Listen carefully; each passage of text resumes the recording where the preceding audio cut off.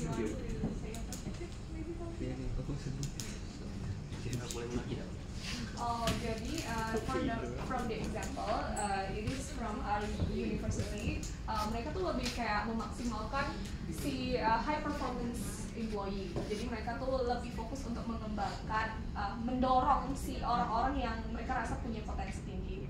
I ask your opinion. What about considering the employee that have standard performance, that mereka itu nggak kurang, mereka udah meet the standard tapi nggak di atas rata-rata lah istilahnya. Apakah itu adil? Apakah kalian merasa itu strategi yang bagus untuk perusahaan? Maksudnya di sini lebih posisi hire atau udah ada di gaji? Ya, jadi misalnya from 5 people ada 2 orang yang punya kompetensi yang lebih di atas rata-rata. Nah, from the example, Ari University itu mereka tuh memprioritaskan untuk mengembangkan si 2 orang ini. Apakah menurut kalian mempertimbangkan 3 orang yang ada di standar rata-rata yang sudah memang bekerja sesuai standar perusahaan itu, apakah itu adil untuk mereka? Si adil, karena orang yang udah kayak talentnya bagus tuh mungkin jadi regenerasi dari company tersebut. Okay, how about you? Ya, ada juga sih, soalnya kan kita nggak bisa menang juga ya. Soalnya dari perusahaan pasti ingin cari ini juga dong, sama dia juga dong. Daripada dia buang waktu, buang tenaga atau uangnya untuk training yang standar aja, bagus dia cari yang pasti aja. Menurut saya ini itu adil, karena menurut saya kan 2 orang ini kan udah memiliki kemampuan yang bagus. Jadi tidak salahnya kalau perusahaan tuh meningkatkan mereka kan. Terus untuk 3 orang ini kalau dibilang nggak adil, ya kalau mereka mau menjadi lebih baik, ya mereka harus mengembangkan diri juga menjadi mengalahkan yang 2 orang ini, supaya mereka bisa ya didaya gunakan sama perusahaan juga. Okay, thank you. Do you want to answer it also, Angga? Mungkin kalau menurut saya tidak adil, maksudnya bukan tidak adil sih, tapi karena perusahaan kan kerjaannya kan teamwork ya. Jadi kalau misalnya satu yang ini nih bagus, tapi yang lainnya apa istilahnya? Ordinary, just ordinary, standard. Ya kalau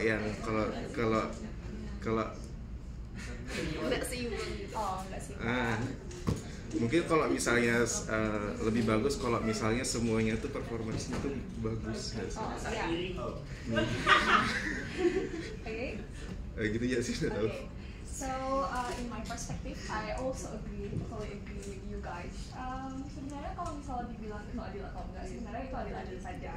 Company, we know prioritas dari company itu mereka mau create better output with efficient and effective resource kan. But also have like Reza, Media, and you have said before, there is also must for the company. Company have the responsibility to train, employ, and reward also the ordinary employee. We know in the company, employees have the same right and same responsibility, right? Jadi mereka punya hak-hak tersendiri untuk berkembang.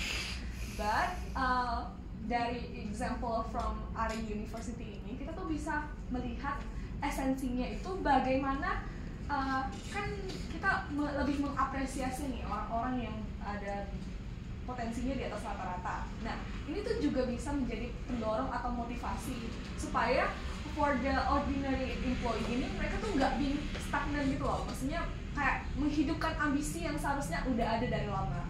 Maybe kan in company mungkin mereka tuh terlalu mudah untuk merasa puas atas hasil yang mereka punya kan. Tapi whenever you see that your partner is having more achievement, you get the reward from the company, itu kan bakalan jadi macam motivasi untuk teman-teman yang mungkin pekerjaannya udah sesuai standar tapi nggak ada sesuatu yang lebih gitu. Okay, and then we move to the next question. There is also, I disagree statement, right? Strategic talent management is the process of identifying the most important jobs in a company that provide developing employees so that they can effectively work in this job. I want to ask you guys, what kind of long-term benefit does strategic talent management bring?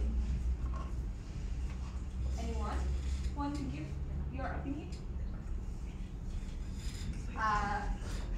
Saya ulangi ya. Jadi, what kind of long-term benefit does strategic talent management bring to the company? Anyone? Maria. Okay, Reza. So for sure, first thing first is increase employee performance.